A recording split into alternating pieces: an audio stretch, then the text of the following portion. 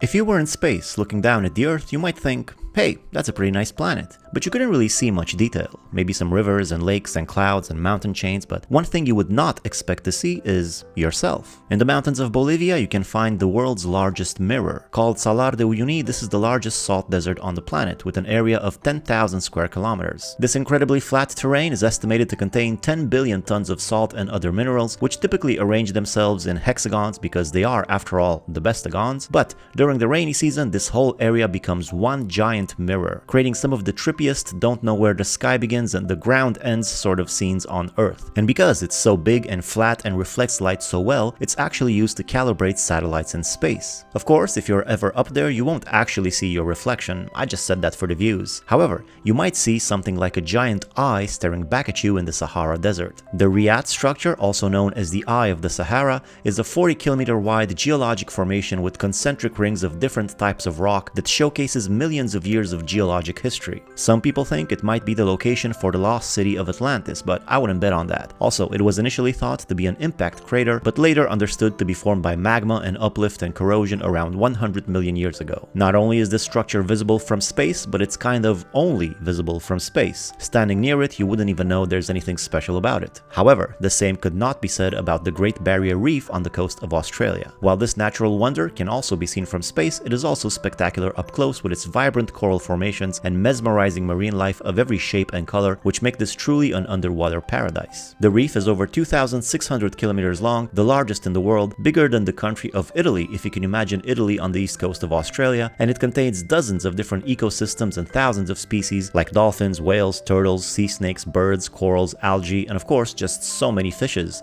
making this one of the most important UNESCO heritage sites in the world, as well as one of the most commonly included in lists like the 7 wonders of the natural world. But of course there are others, such as Pantanal in Brazil, the largest tropical wetlands area and the largest flooded grasslands in the world, being approximately the same size as the nearby country of Uruguay. Pantanal is kind of like the Great Barrier Reef except on land, and this area serves as a critical habitat for a rich array of species, including jacked jaguars, cute capybaras, creepy caimans, and a staggering variety of bird species, including the largest parrot in the world. Historically, wetlands have played a crucial role for humanity, providing fresh water, food, shelter, and this area contains about 3% of all the wetlands left on the planet. Because after all, water sustains life, but it can do so much more. In Turkey, the site known as Pamukkale features white terraces of mineral created by the flowing of thermal springs. The term Pamukkale actually means cotton castle in Turkish, and you can see why this region got its name. Not only is it stunning, but it also has lots of thermal baths, and a long time ago this site stood at the base of the ancient Greek city of Hierapolis, known for its hot springs which have been used as spas since at least the 2nd century BC by some of the most important historical figures of the time. But if you like these terraces, you might also appreciate the Steps of the Giant's Causeway in Northern Ireland, a completely natural formation of 40,000 interlocking basalt columns created by volcanic activity millions of years ago that today look like a giant might have carved them out in order to reach Scotland and fight another giant there or something. Which is also the local legend, by the way, especially since the mostly hexagonal steps go from the top of the cliff gradually down to the ocean and then underneath, just like a staircase. However, if that giant was a toddler, then he might have had fun in the sandbox called the Seven Colored Earths in Mauritius. This geological formation is made up of sand dunes consisting of 7 different colors, which are due to the different chemical compositions of the various types of sand, and the fascinating thing is that even if you got in there with a shovel and mixed them all up, they would eventually settle back into their separate colors. But of course, when it comes to color, nothing compares to the auroras, a natural wonder that is not a place, but rather a phenomena that occurs most commonly near the poles. In the north, it's called Aurora Borealis, and in the south, Aurora Australis. Both of them are caused by solar winds which are blasted towards Earth, but are thankfully deflected by the planet's magnetic field.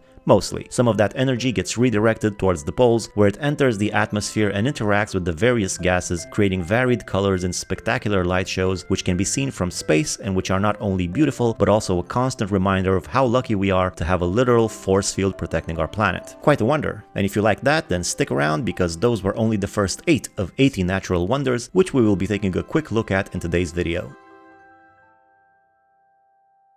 Humanity's journey on this planet is fascinating and full of pivotal moments about which we can only imagine what it must have been like to live through. The discovery of fire, the invention of art, the first religions, the great migrations, the advent of agriculture, the rise of the first cities, the invention of writing, and so many more. However, How might humans have reacted when they first discovered what we would today call a natural wonder? A site that is so breathtakingly beautiful that it looks as if the gods themselves live there. No wonder they give you faith in the civilization games. It's interesting to think what early humans might have thought of these places. We can imagine they probably thought they were pretty neat. After all, throughout recorded history, many of these places were revered and worshipped, and today they are some of the most visited tourist attractions in the world, as well as a pretty popular subject for a YouTube video. Hopefully. That's why in this video we will be taking a quick look at 80 of the most beautiful, majestic, awe-inspiring, transcendent and impressive natural structures in the world. And of course, lists like this have been made before, usually 7 at a time because of branding, I guess. But I myself will be going through 80 of these babies to get a more thorough view, and also because of branding. That's why it's called the Grade 8.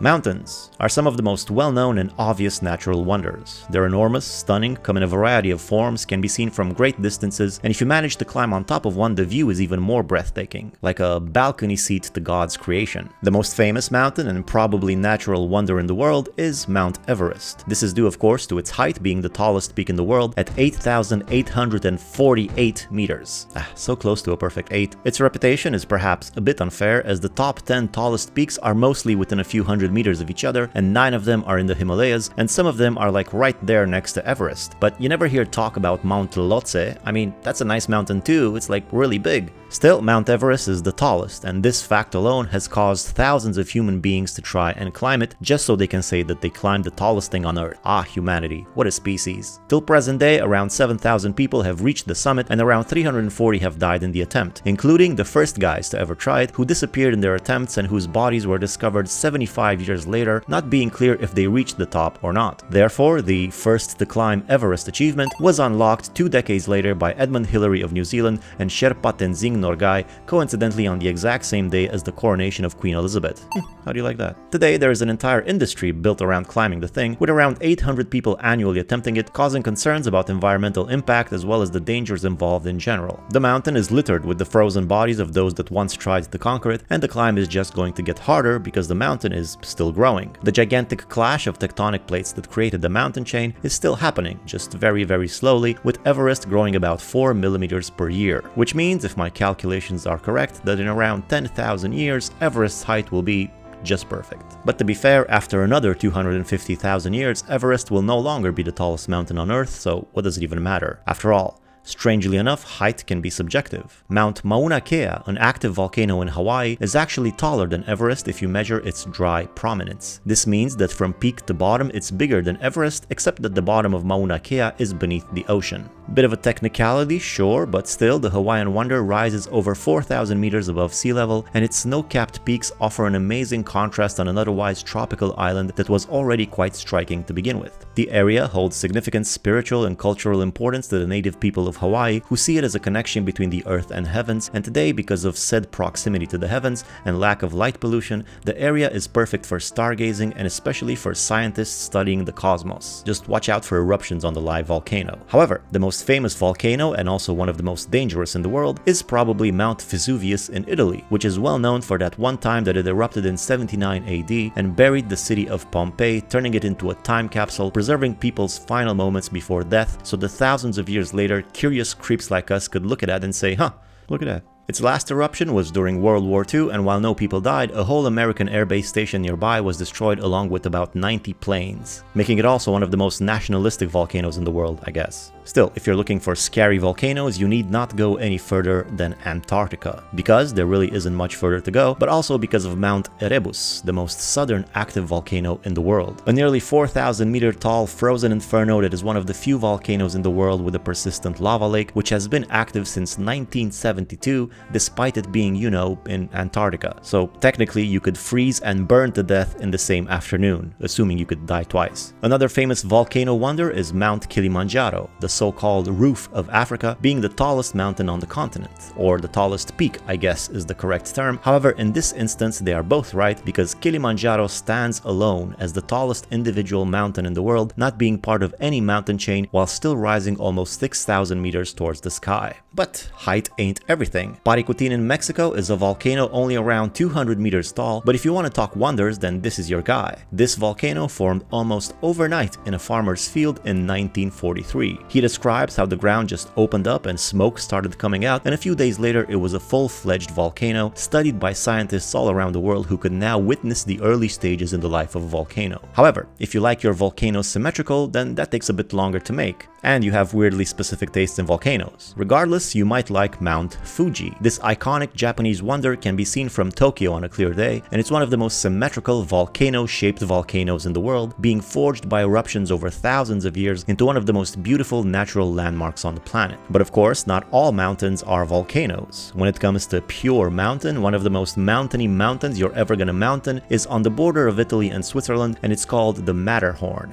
What's the Matterhorn? Nothing. What's the matter with you? This iconic peak, standing 4,500 meters tall, has 4 pretty symmetrical sides, almost like a pyramid. And if it looks kind of familiar, it might be because you've seen it before in one of the many paintings of it, or perhaps on a coin, although let's be honest, most likely you've seen it on the Toblerone chocolate bar. Of course, there are many other famous mountains that could end up on this list, like Mont Blanc, the tallest peak in Europe, or Mount McKinley, the tallest peak in North America, or Alpamayo Peak in Peru, which is actually taller and even more pyramid-shaped than the Matterhorn, or maybe Mount Olympus, where the Greek gods supposedly live, or maybe the Huyana Picchu mountain on which Machu Picchu was built, or Torres del Paine in Chile, or the Pinnacles in Central California, or the Dolomite Mountains in the Alps, or so many others. Apologies if I missed your favorite, but I won't include any of these on the list or we'll be talking about mountains all day. So let's move on from pointy mountains to flat top mountains. These crazy looking formations can be found all over the world, though most commonly in South America, where they are called tepuis. Some of the most famous and beautiful flat top mountains are Mount Roraima. At the intersection of 3 countries, this almost 3,000 meter tall flat mountain is possibly the oldest geological formation on Earth. It almost looks like a mountain that got sliced in half, and in fact the indigenous Pemon people of the area thought that this was once a giant world tree that had been cut off and only the stump remains. Table Mountain in South Africa is similar, although it was formed through a different geological process. This symbol of Cape Town has a 3-mile long platform on top, kind of like a giant table that occasionally gets covered in a spectacular tablecloth made of clouds. Debre Damo in Ethiopia could be another example, where the flat top contains a 6th century monastery that is only accessible by rope, or perhaps Ayuan Tepui, which can be seen as a double wonder because it is home not only to a spectacular flat top mountain, but also to Angel Falls, the tallest waterfall in the world, where the water falls almost 1,000 meters downward before reaching the bottom. However, nature's tallest shower is not one that you would want to use, not only because it would kill you, but also it's extremely isolated and hard to reach. There is no land route to it, and the first outsider to ever see it was an American aviator named Jimmy Angel, who in 1937 managed to land his plane on top of the mountain, but it got stuck there and so he had to walk back down the hard way. Surprisingly, Angel Falls gets its name from this angel guy and not from some sort of heavenly connection, which is why many locals prefer the indigenous name of Kerepakupai Meru, which means leap from the deepest place. Victoria Falls is in a similar situation. Named in honor of Queen Victoria, this testament to the power of nature is called Mosiwa Tunia by the natives, which translates to the smoke that thunders. And thunder it does. Although not the tallest or the widest, Victoria Falls is overall the biggest waterfall in the world, being over a mile long and 100 meters deep. You can also hear it from 25 miles away, and you can find it on the Zambezi River in between Zambia and Zimbabwe, making it also the most surrounded by Z-sounds waterfall in the world. I think I didn't actually fact check that. A close second might be Iguazu Falls, also on the border of 2 countries, Brazil and Argentina. This water wonder is the largest system of waterfalls in the world, consisting of 275 individual cascades spread across nearly 2 miles. When American First Lady Eleanor Roosevelt first saw the Iguazu Falls, she supposedly exclaimed, "Poor Niagara." However, because the US Civ is close to a culture victory, Niagara are probably the most renowned waterfalls in the world, even though they are smaller than Victoria or Iguazu. Still, it is a sight to behold. Niagara Falls is actually made up of 3 waterfalls, of which the largest and most spectacular is Horseshoe Falls, named so because of, well, I'm sure you can guess. Despite the beauty of the place, it does also have a dark side, which I won't get into, but I think you can imagine. But for some reason, people keep wanting to go down the waterfall in a barrel, which is a stunt that has been attempted many times, beginning with Annie Taylor Edson, a school teacher who went over the falls in 1901 on her 63rd birthday. Why did she do that? For money. Did it work? Not really, she eventually died penniless. But hey, at least she went down in history, and people are still talking about her. If you want to honor her achievement, I'm sure she would appreciate a like on this video. Besides those, there are many other wonderful waterfalls in the world, which I'm not going to include on the official list, but maybe they deserve a shout out, so I'm just going to put a few pictures up of some of the best ones for as long as it takes me to finish this sentence, and then we can move on to hills and stuff. You might not normally think of a hill as a natural wonder, but that's probably because you haven't seen the chocolate hills of the Philippines. This unique geological formation consists of over 1,000 conical hills spread across an area of approximately 50 square kilometers. During the dry season, the hills turn brown, resembling chocolate mounds, hence their name. The Painted Hills in Oregon, USA might not be chocolate, but they are almost everything else, with an array of colors and layers that tell a story of Earth's history and the passage of time. And they're not the only ones. There are a variety of structures whose layers of geologic history has been revealed over time due to erosion, producing beautiful color patterns in sites like Jiangyi National Geopark in China. With its vibrant display of colors, it almost looks like one of those acrylic pouring paintings, but on the earth itself. Or the Wave in Arizona, whose psychedelic, almost fluid-like curves are not something you would normally associate with a solid material such as stone. And then there are the Painted Cliffs of New Zealand, which, similar to the rings of a tree, reveal the age and history of the rock in layers and layers of geologic color. But still, more colors are not always better. A solid stone monolith can be just as impressive. Just look at the Zuma rock, a staple of Nigeria's capital Abuja, or Sigiriya in Sri Lanka, an ancient monolith in which people have built a spectacular fortress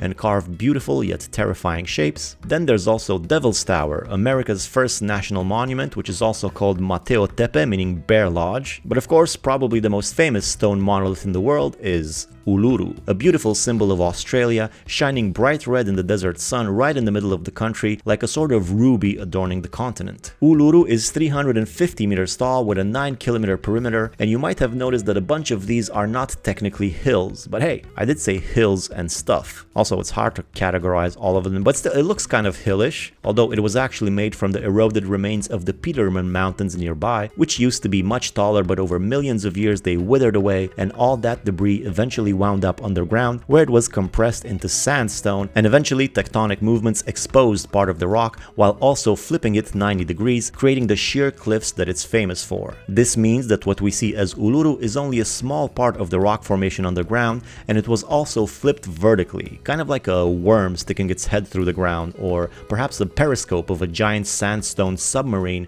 or maybe like a hot dog pushed through an L-pipe, and I think that's probably enough metaphors. However, the same process gave birth to a similar natural wonders only 25 kilometers away from Uluru called Kata Chuta, a series of domed formations that rise majestically from the surrounding desert landscape. Although often in the shadow of its more famous cousin Uluru, Kata Chuta is actually taller and bigger and has more than one hill. Although again, these are not hills. One of them is actually called Mount Olga, although they're not mountains either. According to Wikipedia, I guess we could technically call them rock formations. Oh, and this reminds me. Erosion over time has created all sorts of incredible rock formations all over the globe. The power of water and wind over millions of years can sculpt rock into some truly mesmerizing shapes, like the Arbo de Pietra in Bolivia, a 7-meter structure that resembles a stone tree, or Split Apple Rock in New Zealand, which looks like a split apple, or the Sphinx in the Romanian mountains that looks kind of like a face, and which I include mostly because that's where I'm from, or these boulders called the Devil's Marbles, which I include mostly because they're called the Devil's Marbles, or these structures in the region of Cappadocia in Turkey, which are called fairy chimneys, probably in a desperate attempt to avoid naming them after what they actually look like. However, suggestive naming doesn't seem to have been a problem with this formation in Russia, which is called Man-Pupuner.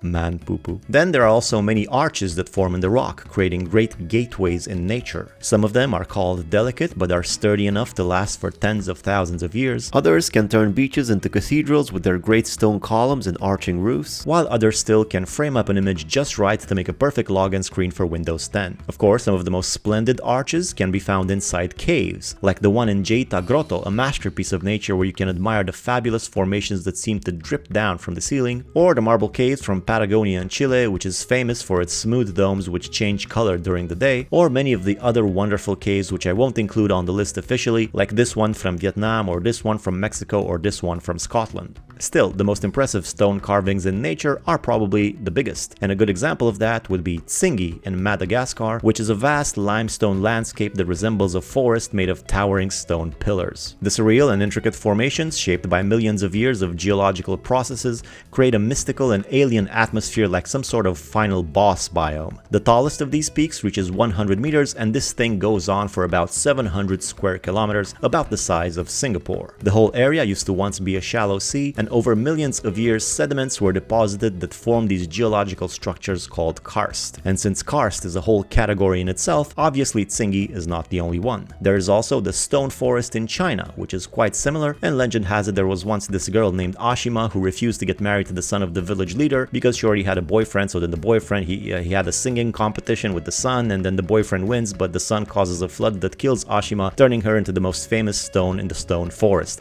This one right here. I feel like we should have more singing competitions for winning princesses. Karst formations can also create islands such as Khao Ping Kan in Thailand, which is also known as James Bond Island, because in the 1874 movie The Man with the Golden Gun, the villain used this place as his hideout, and you can see why. It's definitely got some evil genius vibes. However, the sculpting power of water is probably most obvious in canyons, and the most grand of canyons might be the Grand Canyon in Arizona, USA, which was carved by the Colorado River and its tributaries over millions of years. Today, the canyon is 450 kilometers long, up to 30 kilometers wide, and has a maximum depth of almost 2,000 meters. Its spectacular scenery reminds one of the Old West, but also of a much older West before the area was even in the West, and before the river cut through the raised plateau like a buzzsaw, exposing its geologic layers and the numerous fossils found within. Being so vast, there are many areas of the canyon that are spectacular, but one of the best is on the eastern edge of the canyon, where Horseshoe Bend perfectly follows the river's meanderings, forming this crazy horseshoe shape. I think that's the second horseshoe already. Feels like horseshoes were much more relevant in the past. Nearby, you can also find Antelope Canyon, which, while not part of the Grand Canyon, is famous for its narrow passageways and intricate rock formations that create a stunning play of light and shadows and hues of red, orange, and purple. Also nearby is the beautiful Bryce Canyon, which technically is not a canyon at all because it was formed by a different geological process, which I won't get into now, but suffice to say that it has created these spectacular structures called hoodoos. Nice name, and we've seen these things before, but here there are more of them than anywhere else on the planet. In fact, this whole area called the Colorado Plateau is just lousy with canyons, national parks, and all sorts of spectacular geologic formations, which are too many to list here, so I'm just gonna add another number to the count for good measure. Despite all this, the grandest canyon is not located in this area, but rather unsurprisingly in the Himalayas. The Yarlung Zangbo Canyon in Tibet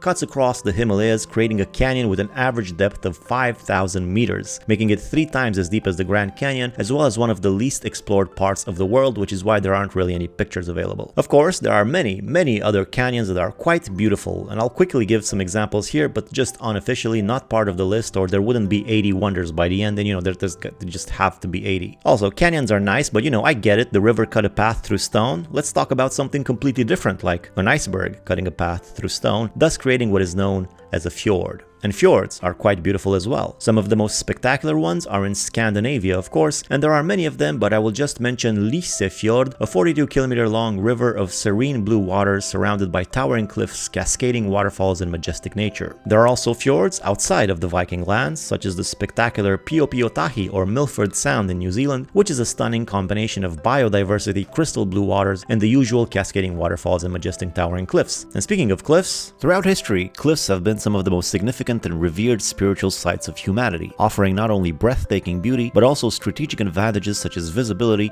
protection, and a certain amount of poop-in-your-pantsedness when you sit on their edge. Some of the most well-known are the cliffs of Moher in Ireland, which are 8 kilometers long and rise 200 meters above the sea, or the White Cliffs of Dover, which are made completely out of chalk and can be found on the southern coast of England along the English Channel, or perhaps the Etretat Cliffs in France, which highlight its natural arch called the Eye of the Needle, or maybe the Boonda Cliffs in Australia that are not only gorgeous, but the plateau they form is a great place to sit and watch for whales. And hey, if these cliffs turn slightly inward, then you got yourself a bay, some of which can be quite spectacular, such as Guanabara Bay, also known as the Rio Harbor. This is one of the biggest bays in the world, as well as one of the most beautiful natural sights. It is surrounded by mountains and cities and bridges and even a giant Jesus statue overseeing all of its magnificence. There is also the Bay of Fundy, where the tide comes in higher than anywhere else in the world, varying for up to 18 meters during the day away and creating these spectacular structures in the process. Or Halong Bay, with its emerald green waters and towering limestone crasts that emerge from the sea into thousands of beautiful islands. And speaking of beautiful islands,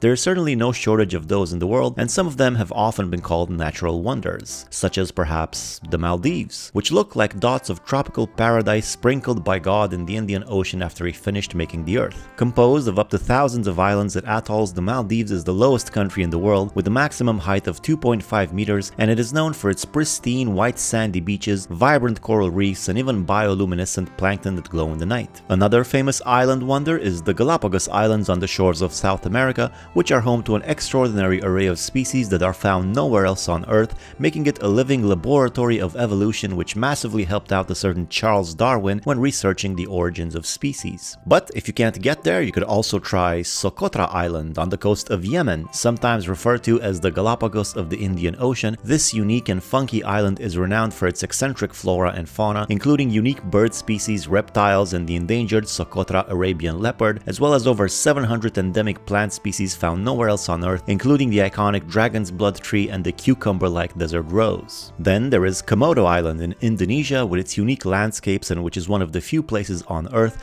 where you can see the world's largest lizards in their natural environment, the Komodo dragons. The name Komodo comes from local folklore about a princess who turned into a dragon, who would have guessed. And then there are plenty more tropical paradises and beautiful island landscapes that could be mentioned. But I'm not going to mention Bora Bora or Tasmania or Santorini or Bali or any of the Seychelles. I just won't mention them, there simply isn't any time. Instead, let's talk about the opposite of islands, lakes. And the most famous lake in the world is actually a sea, the Dead Sea, that is actually in fact a lake. This lake is called a sea due to its size, and it's called dead due to the high salt concentration, which makes it nearly impossible for marine life to thrive here, but it does allow you to float effortlessly. Just be careful around the eyes, it stings. This is also the lowest elevation on Earth, with the Dead Sea being about 430 meters below sea level, which seems impossible, but it's true because of heat and evaporation. Another lake, which is called a sea, is the Caspian Sea, which is not only the largest lake in the world but also the second deepest. While the first deepest is Lake Baikal in Siberia, having a maximum depth of 1,600 meters,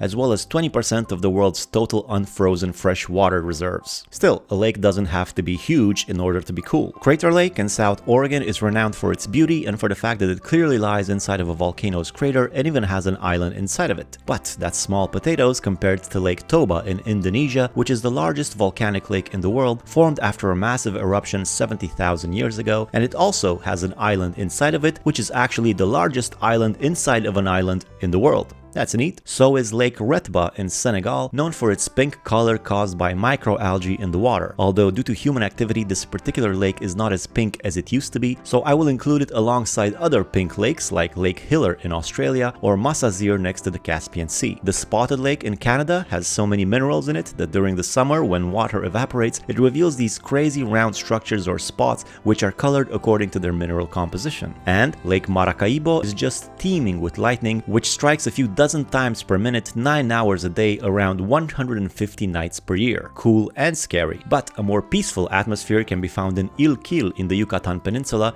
which is a natural sinkhole surrounded by lush vegetation, including hanging vines, tropical plants, and there is even a stairway carved into the rock to reach it. This beautiful scene, called a cenote, was once a Mayan hangout spot being right next to Chichen Itza, along with many other cenotes for that matter, but we're just gonna include this one, just like there are many more beautiful lakes in the world, but we won't include all of them on the official list because the pressure of choosing is starting to get to me. I mean, who am I to decide this list? And anyway, lakes are nice, but sometimes you kind of want the water to go somewhere, like in a river. And with rivers, you have your traditional longest river in the world in the form of the Nile, which sustained one of the oldest and most influential civilizations ever in the Egyptians and contributed to all of the man-made wonders that they built. Then you have a whole other bunch of very important rivers like the Yangtze, the Ganges, the Mississippi, the Congo, the Danube, but I won't include any of these because there is one river that is constantly named the wonder of the world, and that is the Amazon. According to recent measurements, the Amazon is actually longer than the Nile, depending on how you measure, but regardless, the Amazon River is definitely the largest by volume, carrying more water than the next 7 largest rivers combined. It releases around 200,000 liters of fresh water into the ocean every second, so much that it alters sea level in the Caribbean,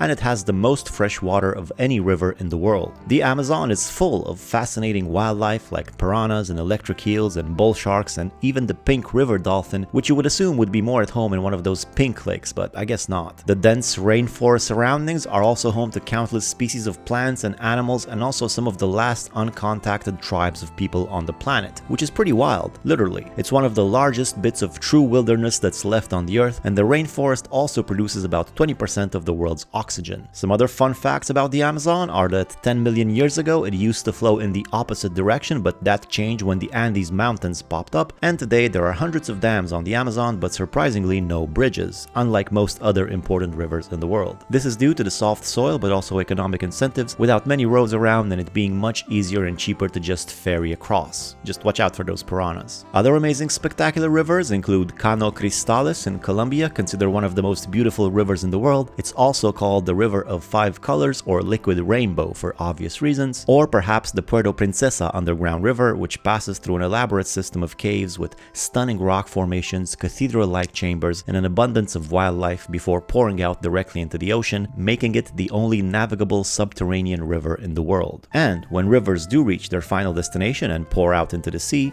sometimes they form what is called a delta. These are places where sediments brought in by the river get deposited and literally form new land, which is often wetland, rich with biodiversity and teeming with unique ecosystems. There are plenty of examples, but I will mention only 2. The Danube Delta, because again, it's in my own country, Romania, and I am a little bit biased, but also because it's a UNESCO World Heritage Site and a hotspot for nature lovers and researchers from all over the world. And the Sundarbans, the largest delta in the world, formed by the confluence of the river Ganges and 2 other rivers which are harder to pronounce. This delta is so big that it covers 80% of the country of Bangladesh, and about 8% of the world's population lives here. Not to mention the largest mangrove forest on earth, as well as tons of Bengali tigers and crocodiles and rhinos and snakes and dolphins and turtles and monkeys and boars and many more animals that roam the interconnected waterways of the delta. And as the river reaches its end, forming a meandering delta, so too does this video reach its end, forming a meandering. Request to subscribe and hit that like button, and of course comment, tell me all the wonders that I've missed. I'm sure there are plenty, and while I've tried my best to make a comprehensive list, I've had wonders on the brain for too long now and it's all starting to become a blur. But of course there's a lot of beauty in nature, perhaps too much to cover in one video divided into 80 parts with extra examples deviously snuck along the way. The truth is, wherever you are in the world, you need not travel too far to discover nature's beauty. Planet Earth is quite magnificent and the best thing around for light years in all direction. Nature can be harsh at times, brutal with the whole life needing to consume life to survive thingy, but it can also create wonders that hint to the grandeur of existence itself, reminding us once again from the smallest stream to the tallest mountain chain that life, whatever else it is, can also be beautiful beyond our wildest expectations.